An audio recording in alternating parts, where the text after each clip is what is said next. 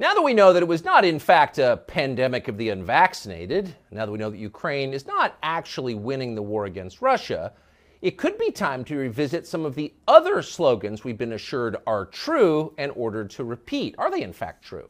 Did, for example, a racist white cop actually murder a man called George Floyd, a civil rights leader, in Minneapolis on Memorial Day of 2020? Now, we've been told that happened, told it relentlessly for more than 3 years. So at this point, we've been told it so much that pretty much everybody seems to believe it. And because everyone does kind of believe it, a small group of people has been allowed to make massive changes to American society.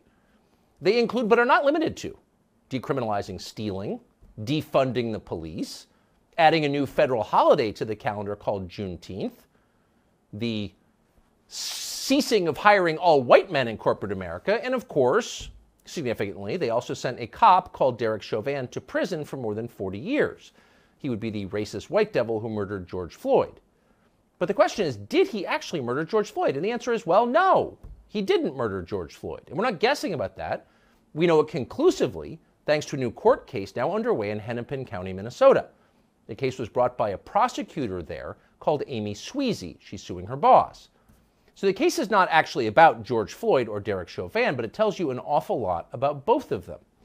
In her deposition, which you should read, Amy Sweezy describes a conversation that she had with the county medical examiner, Andrew Baker, right after George Floyd died.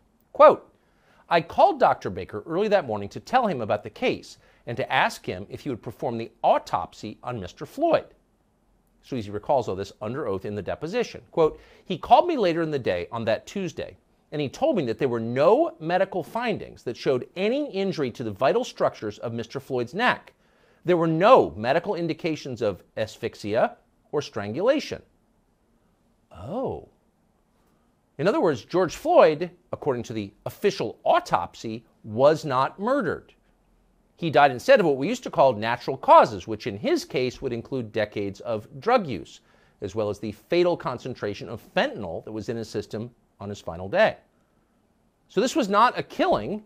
It was yet another narcotics OD in a country that records more than 100,000 of them every year.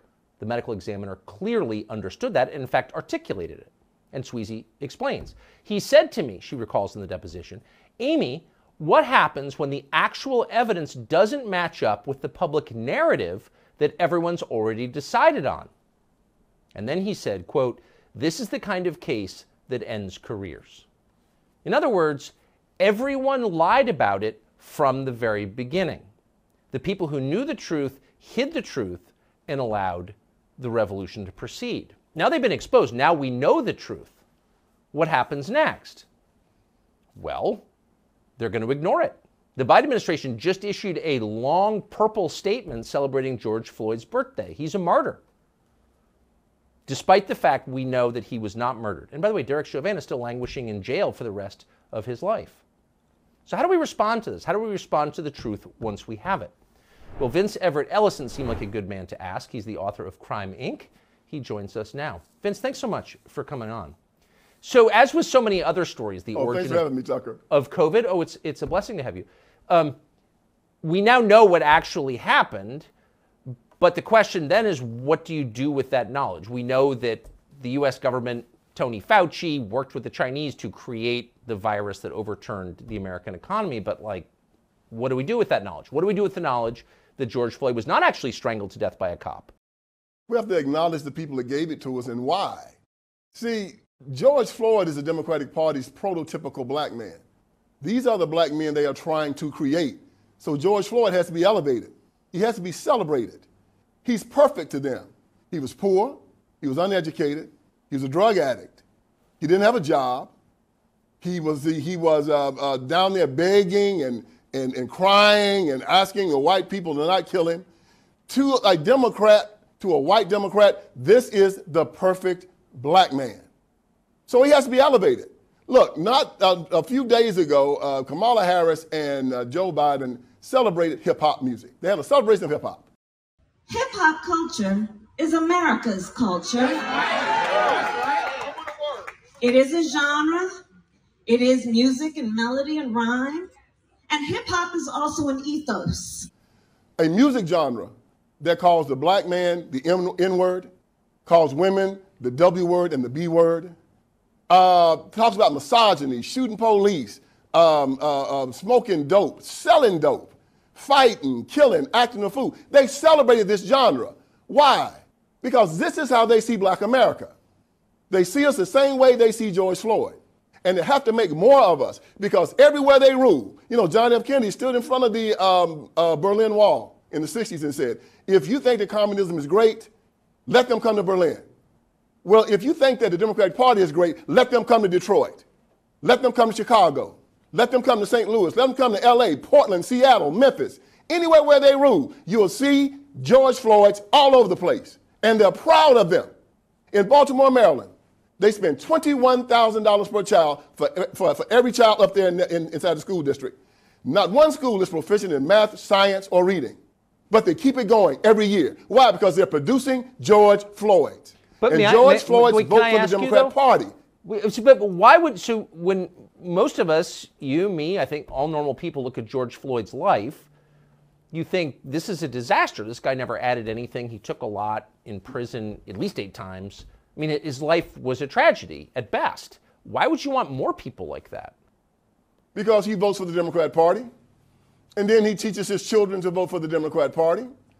And then these white Democrats can feel superior to him. Yeah. He can be controlled by them. Just like, think about an old slave plantation, talk about back in the day. How they wanted their slaves to act. Subservient, obedient, ignorant, you know, doing what he was told. Not asking any questions, having a slave mind, being dependent on them.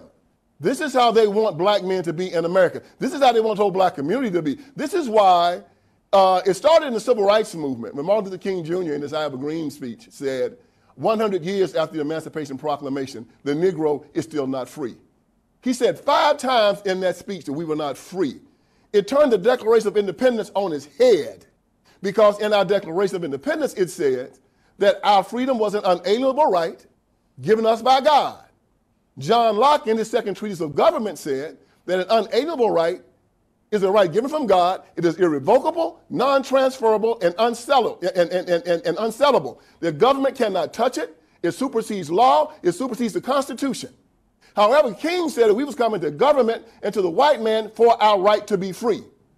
Even at the end of the speech, he said, on some certain day, we'll be free at last, free at last. Thank God Almighty, we're free at last. He said in that speech, when will we be satisfied? He said, we will never be satisfied until justice rolls down like water and righteousness like a mighty stream. That's a fancy way of saying never. And so black people heard that speech and said that we were not free here in America. And we make our children recite that speech every single year on King's birthday. And they say in that speech, the Negro is still not free.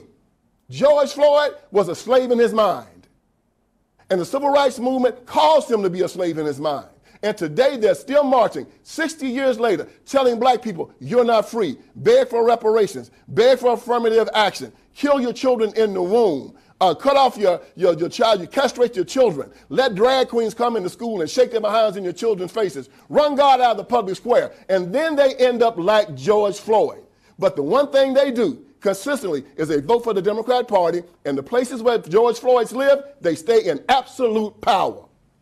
That's a pretty dark explanation. So you're saying that the Democratic Party as an organization intentionally degrades black people to keep them compliant and obedient. Oh yes, in my book Crime Inc. I talk about one of the main things they do, like the mafia and organized crime. They humiliate black people. They demoralize them. It's a Marxist construct. They demoralize their people, they beat them down, they tell them that they're victims. Well, it was Martin Luther King Jr. that said, they tell you to pull yourself up by your bootstraps. Well, how can you pull yourself up by your bootstraps when you're bootless? You know, he told us we were bootless. You know, you have black preachers, and you've heard, you know about my iron triangle, the black preacher, the black politician, the black civil rights worker. They go into the black community. Consistently, you're a victim. You're oppressed. The country hates you. Well, see, I look at them and I say, I'm a black man, but I cannot be oppressed. You know why? Because I'm a child of God. I'm an heir of Jesus Christ. I cannot be a victim. Why? Because I'm an heir of Jesus Christ. I'm a child of God. I cannot be a victim. See, they tell these people to go against their religion and their basic ideology, because most black men say they're Christians, right? But then they walk around saying, I'm oppressed, I'm a victim, I'm afraid. 365 times in our Bible, they tell us to fear not. Yet they walk around saying they're afraid in the United States of America. LeBron James said he's afraid. Kareem Abdul-Jabbar says he's afraid. Kaepernick said he's afraid. Well, I'm a black man in America, and I'm not afraid of a damn thing. I don't ask for permission in my own house. America is my home. So as they walk around here crying, talking about, I'm frightened, I'm afraid, I can't make it, please help me, I tell them they stink in my nostrils. They're an affront to God. The flip side of white male intimidation during the civil rights was also black male cowardice. They laid down and let them beat them, slap them around, rape their wives and their children. Well, no, not me, never me. I'm a free man. I live in the United States of America. They say it's an honor to be, that there's white supremacy and that white people have some type of privilege. Well, as I said before, it is a privilege to be white, but it's also a privilege to be black. And it's a privilege to be an American. And it's really a privilege to be a Christian in the United States of America, the greatest country on the face of this earth. And they're not going to make a George Floyd out of me. I stand up strong. I look them in the eye. And I say, I'm a free man. My freedom comes from God. It's an unalienable right given to me by him. You cannot touch it. And if you try it, I got two things that'll get you off of me. Jesus and my 38. Come try me out. So the Democratic Party used BLM as a domestic militia in the last presidential cycle, 2020, to defeat Donald Trump. Do you expect something like that to happen again? Well, you see how they use the same tactics as Iran. Iran has Hezbollah and Hamas as their militias. And the Democratic Party uses BLM and Antifa as theirs, throwing the rock and hiding the hand. Of course they're going to do it. They've always done it. Even at the beginning, they used the Ku Klux Klan for the military reign. Now they're using BLM, they're using Antifa, they're using NAACP, and they're their suicide bombers. They're their shock troops. They're their brown shirts. They're their street soldiers. And they're going to go out there, and I guarantee you, Tucker, they're going to look over all the black-on-black violence. They're going to look over all the black men killing black men. They're going to look over all the snatching grabs and all the burning and all the fighting and looting and acting a fool. And they're going to find one crazy white cop that's going to do something to some crazy black man, and then they're going to try to burn this country down for it. That's their plan. That's their template. I hope America's ready for it because it's coming. And it always works for them. It always works because the press and everybody's just waiting. Oh, they're on the starting line just waiting for it. And as soon as they find that golden kill, watch them go crazy with it. BLM is going to start getting their money from the Democrat Party because that's who they get it from. The same way that Hamas gets their money from Iran. BLM gets their money from the Democrat Party. And BLM does not stand for Black Lives Matter. It stands for burn, loot, and murder. And that's what we should call them from now on. Vince Everett Ellison, Bible in a 38. It's great to see you today. Thank you very much.